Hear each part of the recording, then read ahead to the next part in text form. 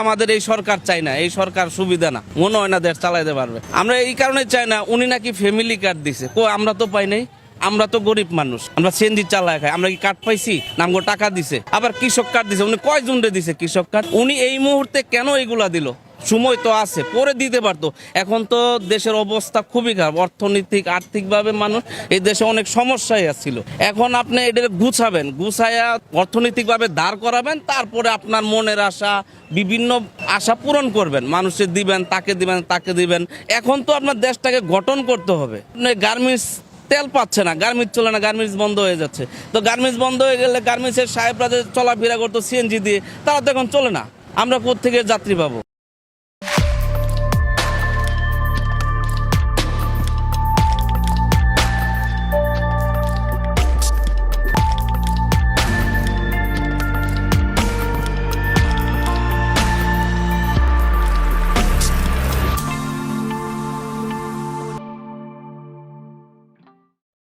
দেখেছেন সাধারণ মানুষ কেমনে ক্ষোভ প্রকাশ করিচ্ছে? কেন সাধারণ মানুষের ক্ষোভ বাড়িচ্ছে? বিএনপি তো 3 মাস পার করিছে সরকারে, তো এই ক্ষোভের সাথে বিএনপির প্রথম 3 মাসের শাসনের কোনো সম্পর্ক আছে কি? কেন এই কথা কইতেছি? কারণ এই 3 মাসে বেড়াচেরা করে ফেলিছে বিএনপি, আরো বেড়াচেরা হবি সামনে। আমির খসরু ওই যে ইন্ডিয়ান মালডা অমিত শাহের সামনে কুজা হয়ে দাঁড়ায় থাকে না, পেন নাম করে, ওইটাই উই কইছে ইকোনমি ঘুইরা দাঁড়াইতে 2 বছর সময় লাগবে। আর অর্থনৈতিকভাবে একটা ভীষণ আমরা ঋণাত্মক অবস্থায় আছি। এখান থেকে প্রথমে আমরা এখান থেকে বের হতে হবে, তারপরে অর্থনীতির সামনের দিকে যাবে। আপনারা নিশ্চয়ই লক্ষ্য করেছেন, আমি বলছি 2 বছর সময় লাগবে অর্থনীতি ঘুরে দাঁড়ানোর জন্য। দেখেছেন 2025-এর জুন মাসে এই ইন্ডিয়ান মালটাই কইছিল এখান থেকে ঘুরে দাঁড়াইতে একটা নির্বাচিত সরকার হইতে হবে, কারণ দেশে নাকি মাজুল অবস্থা, রিজার্ভ নাই, ফরেন কারেন্সি নাই, এই নাই ওই নাই। ইন্ডিয়ান মালটা কইছিল বিএনপি ক্ষমতায় গেলে 18 মাসে কয়েক কোটি চাকরি সৃষ্টি করবে। ওরে জিগায়েন তো, কথাটা কইছিল নভেম্বর 2025-এ, মানে নির্বাচনের 3 মাস আগে। তো সে আগেই জানতো তো দেশের ইকোনমি অবস্থা মাজুল, ওই তো নিজেই কইছে। তখন কইছিল যে কয়েক কোটি চাকরির বাস্তবায়ন পরিকল্পনা নাকি হয়ে গেছে। তাহলে এখন ইকোনমি ঘুরে দাঁড়ানোর কথা আসতেছে কেন? নির্বাচন হইলে তো সব ঠিক হয়ে যাওয়ার কথা, ঠিক কিনা? কয়েক কোটি চাকরির ব্যবস্থা করতে হবে। ইকোনমি কি অবস্থা আছে ওইটা আমাদের দেখার বিষয় না। বিএনপির লোকেরা আওয়াজ দিতেছে ইকোনমির অবস্থা খারাপ তো ইলেকশনের আগেই জানতা, এখন চিক্কর পারো কেন? বাংলার লুথার কিং এর অর্থ পরিকল্পনা উপদেষ্টা রাশেদ আল তিতুমি সাহেব একটা কথা বারবার কইতেছেন, বিদেশি সাংবাদিকদের কইতেছেন, দেশি মিডিয়ায় কইতেছেন। কথাটা হইলো আমরা একটা ভঙ্গুর অর্থনীতি পাইছি। হ্যাঁ, ইংরেজি যেহেতু কইছে তাহলে ঠিকই কইছে। বাংলায় হইতেছে আগের সরকার রেখে গেছে একটা ভঙ্গুর অর্থনীতি, দুর্বল প্রতিষ্ঠান, এবং তার ফলে স্থবির হয়ে পড়া বিনিয়োগ পরিবেশ। আগের সরকার তো প্রফেসর ইউনূসের সরকার। আচ্ছা, আমরা দেখবো নি প্রফেসর ইউনূসের সরকার কেমন ভঙ্গুর অর্থনীতি রেখে গেছিল। তো এই কথাগুলো কেন কইলো? তারেক রহমানের মন্ত্রী উপদেষ্টারা কেন কইতেছে অর্থনীতির কথা, এটা খারাপ অবস্থা, খারাপ, বারবার করে পেঁচার সারিন্দা বাজাচ্ছে কেন? বিএনপি 3 মাসে কেমন বেড়াচাড়া করে ফেলছে ইকোনমির অবস্থা। আসেন আল্লাহর নামে শুরু করি, ইকোনমির অবস্থা আগের সরকারগুলোর আমলে কেমন ছিল। আমি হাসিনার সরকারের আমলের কথাও বিবেচনা নিতেছি, তাহলে বোঝা যাবে বিএনপি কেমন করিচ্ছে। হাসিনার আমলে IMF $4.7 বিলিয়ন লোন প্যাকেজ অনুমোদন করেছিল। IMF কিন্তু তখন বলে নাই অর্থনীতি ভঙ্গুর, বলছিল সংস্কারের যোগ্য, সেজন্যই লোন দিছে। হাসিনা 3 কিস্তি পাইছিল ওই লোনের। হাসিনা পলাইছে, ইউনূস বসছে। 11 মাস পরে IMF কি করলো? 2 কিস্তি একসাথে ছাড়লো এবং প্যাকেজ বাড়ায় 4.7 থেকে 5.5 বিলিয়ন করলো। IMF এর ভাষায় তখন IMF কইছিল বাংলাদেশের কর্মসূচির বাস্তবায়ন সামগ্রিকভাবে সন্তোষজনক হয়েছে। কঠিন রাজনৈতিক এবং অর্থনৈতিক প্রেক্ষাপট সত্ত্বেও অর্থনৈতিক ভঙ্গুর হইলে IMF 2 কিস্তি একসাথে দেয় না, উল্টা প্যাকেজ কেটে দেয়। তারপরে বিএনপি 17 ফেব্রুয়ারি ক্ষমতা নিল 2026-এ। 3 মাসের মধ্যে কি হইল? IMF $1.3 বিলিয়ন কিস্তি আটকে দিল। কেন? হাসিনার আমলে আটকায় নাই, ইউনূসের আমলে আটকায় নাই, বিএনপির আমলে আটকাইলো কেন? কারণ ইকোনমির অবস্থা জয় বাংলা হয়েছে। আমির খসরু কইছে না, এখনো সিদ্ধান্ত নেয় নাই IMF, আমাদের লোনের টাকা দিবে না বলে নাই, জুলাই মূল্যায়ন হবে নাকি ওই ভাবিছে দিবি লোন, না দিবি না। IMF লোন দিবি না, IMF এর দরজা বন্ধের শব্দ দেন এডিটর সাহেব। IMF বন্ধ করে নাই দরজা, বিএনপি নিজেই বন্ধ করেছে, নিজে মারিছে। কেমনে পরে দেখুন। তার আগে একটা ইকোনমিক্সের জন্য গুরুত্বপূর্ণ র্যাঙ্কিং দেখি, অর্থনীতির জন্য। এইখানে 3 মাসের তারেক রহমানের শাসনকালের ইকোনমির অবস্থা কি হয়েছে, বিদেশিরা কিভাবে দেখিচ্ছে, পশ্চিমা শক্তি কিভাবে দেখিচ্ছে, সেটা বোঝা যাবে। এই র্যাঙ্কিং বোঝার আগে কয়েকটা জিনিস জানা নেওয়া দরকার, তাইলে বুঝতে সুবিধা হবে। ব্যাংকে আপনি ধরেন লোন চাইলেন, ব্যাংক সাথে দিয়ে দিবে না। ব্যাংক আপনাকে লোন দিবে নাকি দিবে না, এটা নির্ভর করে আপনার ক্রেডিট রেটিং এর উপরে। মানে আপনি লোনটা শোধ দিতে পারবেন কিনা, এটাই হইতেছে আপনার ক্রেডিট রেটিং। বুঝে চাও, ও দেখবে যে আপনি চাকরি আছে কিনা, ব্যবসা আছে কিনা, নিয়মিত আয় কত, সম্পদ কত আছে, অন্যরা আপনাকে লোন দেয় কিনা, লোন দিলে শোধ দেন কিনা আপনি, ইত্যাদি ইত্যাদি। তেমনি একটা দেশের জন্য ক্রেডিট রেটিং থাকে। দেশকেও ঋণ নিতে হয়, সব দেশকে নিতে হয়, সবচেয়ে ধনী দেশকেও নিতে হয় ঋণ, আমেরিকা, জাপান, ওদেরকেও নিতে হয়। পৃথিবীতে 3টা বড় ক্রেডিট রেটিং প্রতিষ্ঠান আছে যারা দেশের ক্রেডিট রেটিং দেয়, ফিচ, মুডিস, S&P। কোন দেশ থেকে ঋণ ফেরত পাওয়ার সম্ভাবনা কতটুকু, এটাই মূলত তারা পরিমাপ করে আর কি। তো এই রেটিং দেখে 4টা গুরুত্বপূর্ণ সিদ্ধান্ত হয় বিশ্বজুড়ে, সবাই সিদ্ধান্ত নেয় এই রেটিং দেখে সিদ্ধান্ত নেয়। 1 নম্বর সিদ্ধান্ত কে নেয়? আন্তর্জাতিক বিনিয়োগকারীরা সিদ্ধান্ত নেয় কোন দেশে টাকা ঢালবেন, বিনিয়োগ করবে। ভালো রেটিং মানে বিদেশি বিনিয়োগ আসবে, FDI বাড়বে, কারখানা তৈরি হবে, চাকরি তৈরি হবে। 2 নাম্বার, আন্তর্জাতিক ব্যাংকগুলো সিদ্ধান্ত নেয় বাংলাদেশ সরকার বা প্রাইভেট কোম্পানিকে কত সুদে ঋণ দেবে। রেটিং খারাপ মানে সুদের হার বেশি, বুঝেছাও। 3 নাম্বার, আমদানি রপ্তানিতে বাংলাদেশের LC মানে লেটার অফ ক্রেডিট, এটার শর্ত পাল্টাবে কিনা। রেটিং খারাপ মানে বিদেশি ব্যাংকগুলো বাংলাদেশের ব্যাংকের LC গ্রহণ করতে চায় না, বলে অ্যাডভান্স পেমেন্ট করো, কনফার্মেশন ফি বাড়ায়, মানে গার্মেন্টস, ওষুধ, ইলেকট্রনিক্স যা যা আমদানি করা হয় সবার খরচ বেড়ে যায়। 4 নাম্বার হইতেছে IMF, বিশ্বব্যাংক, ADB, এদের সিদ্ধান্ত ফিচের রেটিং একটা সূচক হিসেবে কাজ করে। ঋণের শর্ত এবং সহজলভ্যতা সবই প্রভাবিত হয় ফিচের রেটিং দিয়ে। মানে ফিচের একটা সিদ্ধান্ত মানে বিদেশি বিনিয়োগ, ঋণের সুদ, আমদানি ব্যয় এবং ঋণ পাওয়ার সম্ভাবনা 4টাতেই প্রভাব পড়ে। আর ফিচের আর একটা সূচক আছে যেটা রেটিং এর চাইতে গুরুত্বপূর্ণ, সেটা কি আউটলুক। এটা ভবিষ্যতের সংকেত বলে এই দেশের অর্থনীতি কোন দিকে যাইতেছে, কোন রাস্তায় যাইতেছে, স্থিতিশীল, ইতিবাচক না নেতিবাচক, বুঝেছাও।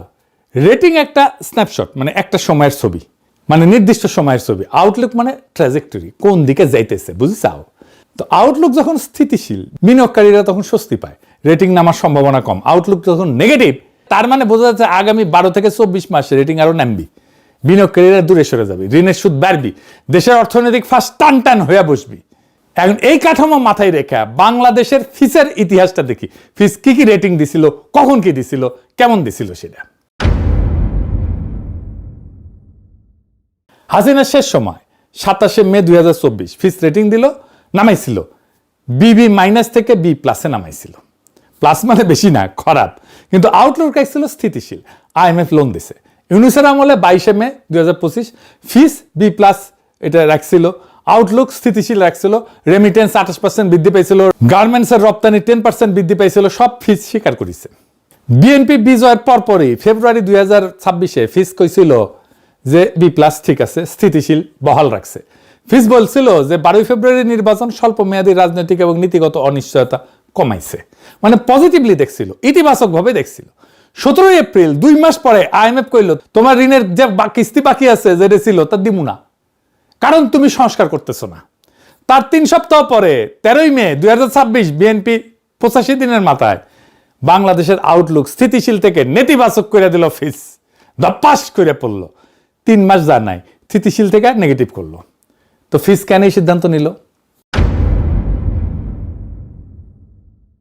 ফিচ বলছে আর্থিক খাত সংস্কার না হওয়া, ব্যাংকিং খাতের খেলাপি ঋণ এটা 30%-এর বেশি, আর জিডিপি গ্রোথ এটা নোজ ডাইভ দিতেছে, মানে নাক যে এটা নোজ ডাইভ দিতেছে। 2026 এটা 3.7 হবে, সামনের বছর আরো কমবে, 3.5% হবে। কোভিডের টাইমে এই লেভেলে নামিছিল। এখন কইবেন জিডিপি কি, এটা খায় না মাথা দেয়, জিডিপি বাড়লে আমার কি লাভ? এটা আমি আগে কইছি, আবারও কই। দেশের ভিতরে 1 বছরে যত পণ্য আর সেবা তৈরি হয় সব মিলায় যোগফল হইতেছে জিডিপি। চা দোকানের চা থেকে শুরু করে গার্মেন্টসের সার, ডাক্তারের ফি, রিক্সা চালকের ভাড়া, সব। আর গ্রোথ মানে কি? গত বছরের চেয়ে এই বছর কত শতাংশ বেশি তৈরি হইল। 5% গ্রোথ মানে গত বছর যা হয়েছিল এই বছর তার চেয়ে 5% বেশি, 5% বেশি। গত বছর 100 হইলে এবছর 105। বুঝেছাও? ধরেন একটা গ্রামে গত বছর 100 টাকার পণ্য তৈরি হলো, এই বছর তৈরি হলো 106 টাকার, তাহলে গ্রোথ হইল 6%। তো এই সাধারণ মানুষের জীবনে এর কি প্রভাব? গ্রোথ ভালো হইলে 6 থেকে 7% হইলে এটা ভালো গ্রোথ বলা হয় দেশের ক্ষেত্রে।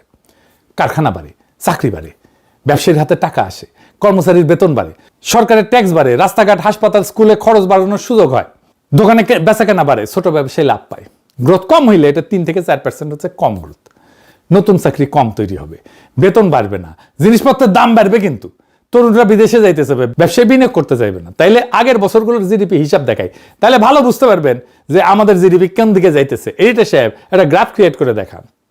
2010 5.6%, 2011 6.5%, 2012 6.5%, 2013 6%, 2014 6.1%, 2015 6.6%, 2016 7.1%, 2017 6.6%, 2018 7.3%, 2019 7.9%, 2020 3.4%, 2021 6.9%, 2022 7.1%, 2023 5.8%, 2024 4.2%। এটা হইতেছে প্রফেসর ইউনূসের আমলে, বুঝেছেন?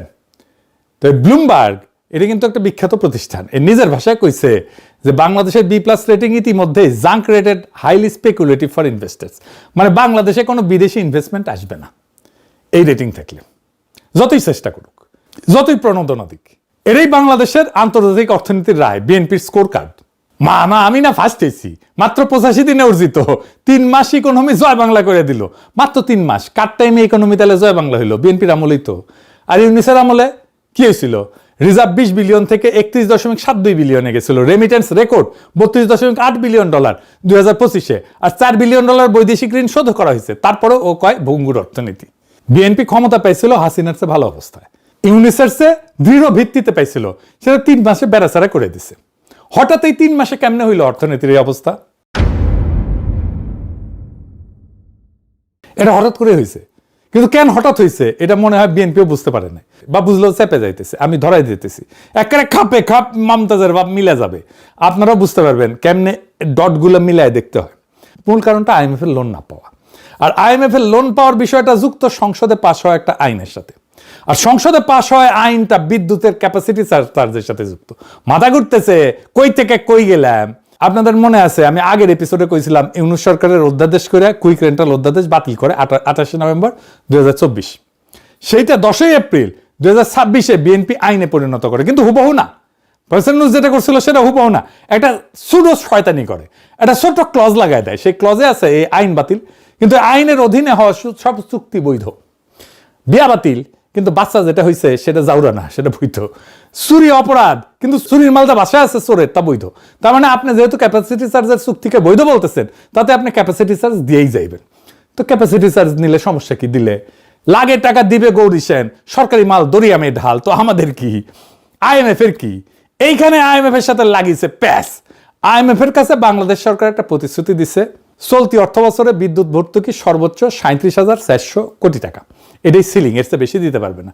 আপনি IMF এর লোন চাইলে বিদ্যুৎ খাতে 37,400 কোটি টাকার বেশি ভর্তুকি দিতে পারবেন না।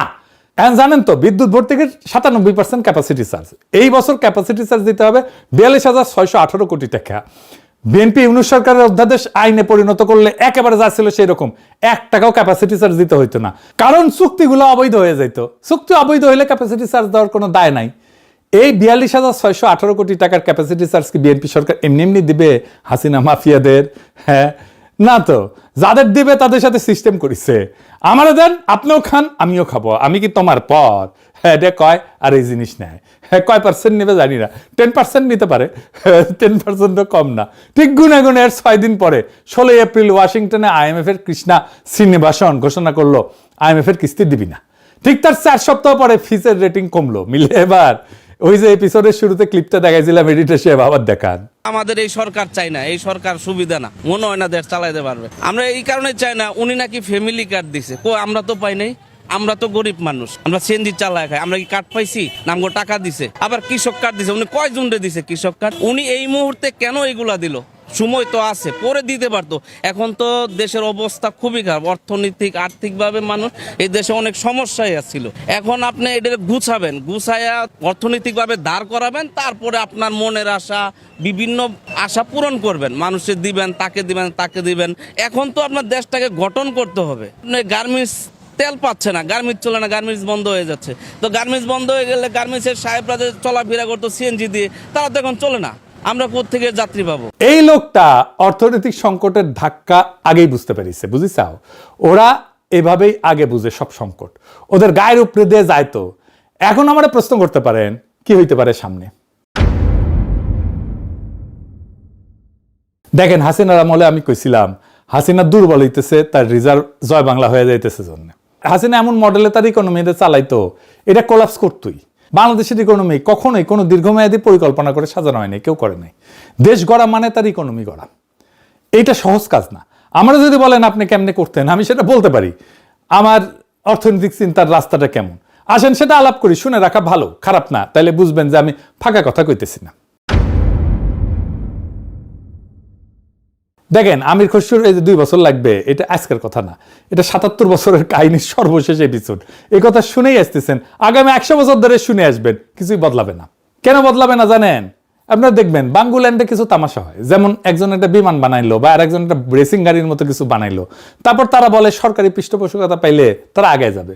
লুথার কিং সে সমস্ত চালায়, বক্তৃতা দেয় যে তার সরকার এই সমস্ত পৃষ্ঠপোষকতা করবে, বাংলার বিমান বিশ্ব জয় করবে, বাংলার গাড়ি স্থলপথ কাঁপাবে, ইত্যাদি ইত্যাদি মেলা কিছু বালছাল। তারপর হয় ঘোড়ার ডিম। প্রফেসর ইউনূস, লুথার কিং থেকে শুরু করে সবারই কোনো ধারণা নাই যে আমেরিকা, জার্মানির গাড়ি, বিমান এইরকম সার্কাস করে আর সরকারি পৃষ্ঠপোষকতা বানায় না কেউ। আমেরিকার F-35 বানায় কিভাবে, জাপান টয়োটা বানায় কিভাবে, কোরিয়া স্যামসাং বানায় কিভাবে? উত্তর সিম্পল, ওই দেশগুলো সরকার এগুলো বানায় না, পৃষ্ঠপোষকতা দেয় না, বানায় তাদের private corporation. Lockheed Martin F-35 বানায়, ডাসল রাফেল বানায় ফ্রান্সে, সাদের রকেট পাঠাইছিল না স্যাটার্ন 5, ওরা বানাইছিল বোয়িং ডগলাস নর্থ আমেরিকান মিলে। নাসা শুধু কন্ট্রাক্ট ম্যানেজ করছিল। সরকার কি করে? টাকা দেয়, স্পেসিফিকেশন দেয়, কন্ট্রাক্ট আউট করে, প্রাইভেট কর্পোরেশন ডিজাইন করে, বানায়, ডেলিভারি দেয়। কারণ বাংলাদেশের দিকে তাকান, আমাদের প্রাইভেট সেক্টরে কি আছে? এসালম, সামিট, বসুন্ধরা, বেক্সিমকো, এগুলো তো বড় বড় নাম, তাই না? এরা গত 16 বছরে কি করেছে? ইনোভেশন, আবিষ্কার, টেকনোলজি, নতুন পণ্য, কিচ্ছু না। ক্যাপাসিটি চার্জ নিছে, ইন্ডেমনিটি আইনে টাকা পাচার করেছে, লুটপাটে এরা ওয়ার্ল্ড ক্লাস। কিন্তু এদের দিয়ে বাংলাদেশের টয়োটা বানাবেন পারবেন না, এদের দিয়ে বাংলাদেশের স্যামসাং বানাবেন পারবেন না, ওরা ওই মালই না। স্যামসাং 1938 সালে শুরু হয়েছিল একটা মুদির দোকান হিসেবে, আজকে আইফোনকে চ্যালেঞ্জ করে। সনি যুদ্ধের পর শুরু হয়েছিল একটা পোড়া দোকানে রেডিও সারাইতো। 80 বছরে তারা কোথায় গেছে দেখেন, কারণ রাষ্ট্র ছিল, আইনে শাসন ছিল, ক্রেডিটের সিস্টেম ছিল। আমাদের কি আছে? কিছুই নেই, বালটাও নাই। সরকার সামান্য ইউরিয়া সার প্রক্রিয়া করতে পারে না, আন্তর্জাতিক কন্ট্রাক্টর আমাদের দরপত্র পাত্তাই দেয় না। দেখেন কি অবস্থা। সরকারি চিনির মিল চিনি বানায়, বেচতে পারে না। ভারত থেকে চিনি আমদানি করি, এই হলো আমাদের রাষ্ট্রের দক্ষতা। কোনো ব্যাকগ্রাউন্ড কাজ নাই, কোনো কাঠামোগত পরিকল্পনা নাই, শুধু স্লোগান। কোটি কোটি চাকরির ভেতর দেখাও কোন কর্পোরেশনে চাকরি হবে, কোন সেক্টরে চাকরি হবে, কোন ইন্ডাস্ট্রিতে চাকরি হবে। সেই ইন্ডাস্ট্রি এখন কই? কিছু নাই, শুধু মুখের আওয়াজ। আওয়াজে ভাবেই আম্বিয়া এরা। আমাদের একটাই সেক্টর সত্যিকার অর্থে গ্রো করছে, গার্মেন্টস। কেন? এটা লো স্কিল, সস্তা শ্রম, এক্সপোর্ট। মাঝখানে আমাদের কন্ট্রিবিউশন কি? সস্তা শ্রমটা আমাদের কন্ট্রিবিউশন, আর কিচ্ছু না।